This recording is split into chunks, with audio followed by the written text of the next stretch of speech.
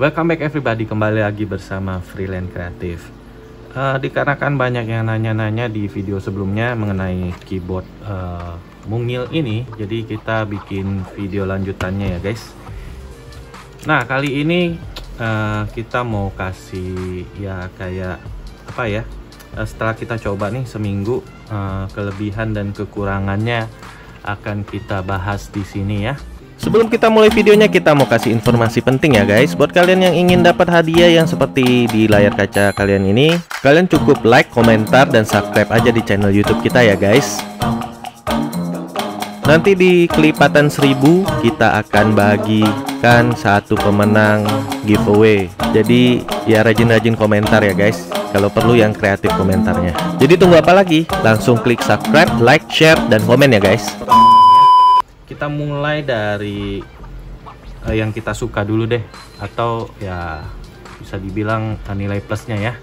Nah yang pertama itu ini guys, jadi yang kita suka tuh dia kabelnya bukan kabel yang biasa ya, jadi dia udah L shape begini ya. Nah ini yang kita suka. Terus yang kedua ada ini adjustable untuk kemiringan atau ketinggian dari keyboardnya ya. Jadi ini bisa dinaikkan kalau kita memang posisinya mau lebih tinggi, kita tinggal naikin aja nih, ada adjustable-nya ya. Kalau kita nggak suka tinggi, kita tinggal tekukin lagi. Terus yang berikutnya ada aplikasinya nih guys. Ternyata ini nggak cuma full anti ghosting aja ya.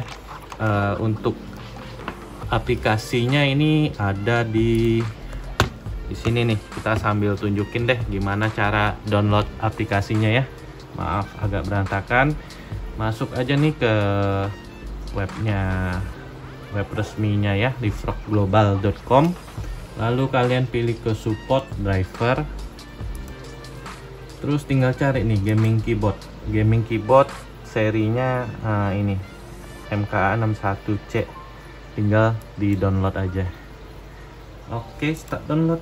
Iya, kayak gitu aja guys, gampang. Tinggal download, selesai download nanti tinggal diinstal aja. Mana dia hasil downloadannya? Oke, downloadannya harusnya di sini. Iya. Oke, extract here. Nah ini tinggal kita install aja. Oke, next. Nah aplikasinya juga cukup ringan ya. Nah kayak gini guys, jadi kalian bisa langsung setting nih. Kalian bisa simpen sebanyak 3 profile di sini. Terus di sini juga kalian bisa bikin makro ya. Jadi kalian lebih ngerti lah gimana cara bikin makro ya. Jadi kalian bikin nama makronya, lalu listnya direkam. Ya saya sih jarang pakai ya, dan kurang gitu paham untuk makronya. Mungkin kalian lebih paham. Lalu di sini untuk pengaturan lampunya kalian bisa pilih ya. Kalau nggak mau setting dari sini, kalian juga bisa setting dari ininya. Tinggal dipencet FN2 sama 9 guys. Terus ada apa lagi di dalam aplikasinya ini loh enaknya. Nah kalian bisa setting key assignment. Jadi kalian bisa ubah nih fungsi dari setiap key di sini. Termasuk ini semuanya lah, semua key kalian bisa setting ke makro, atau kalian bisa ganti nih dia jadi apa gitu. Kalian tinggal pencet aja nih misalnya D. Padahal ini posisinya di backspace gitu loh guys. Nah ini kita cancel aja ya biar enggak ini. Selain key assignment juga kita bisa buat ini loh, media ya. Jadi tombolnya kita bisa bikin jadi tombol media kayak gini guys. Kalian tinggal pilih aja mau next, stop, atau apa deh. Tinggal di OK-in aja, nanti dia akan tersimpan. Nah kita cancel aja ya. Oke, ini sekilas mengenai aplikasinya. Kita balik ke unitnya. Nah, berikutnya adalah yang kita suka ya ini guys. Ini udah include ya di dalam pembelian.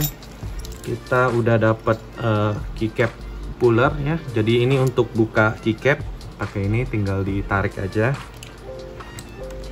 tarik.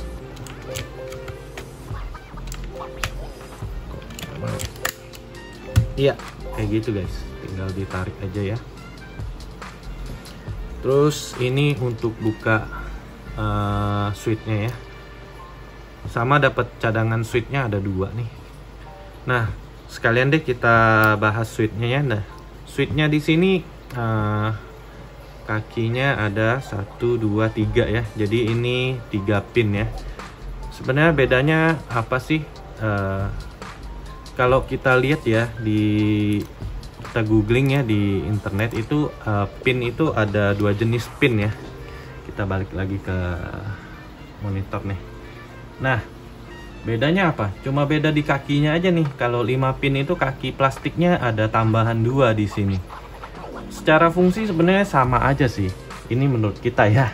Tapi ya, kalian coba pelajarin lagi deh. Secara fungsi ada ngaruh atau enggak? Ya paling ya dia lebih ini aja, lebih menancap aja di dalam keyboardnya. Sebenarnya nggak terlalu signifikan sih untuk pinnya ini. Malah menurut saya ya, dengan pin 3 ini bisa masuk di yang pin 5, karena kan paling kita nggak masukin ke lubang yang ini aja nih, 2 ini sebenarnya bisa dipakai juga.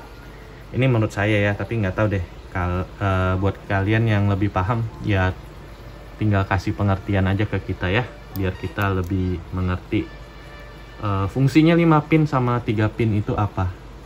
Kalau menurut kita sih nggak terlalu ngefek ya, paling ya geser-geser gitu. Ini pun udah cukup kuat sih kalau menurut saya ya. Setelah tertancap di keyboardnya udah cukup ya cukup bagus, maksudnya cukup udah ini udah proper lah gitu loh, nggak perlu sampai 5 pin sih menurut saya ya. Oke, balik lagi,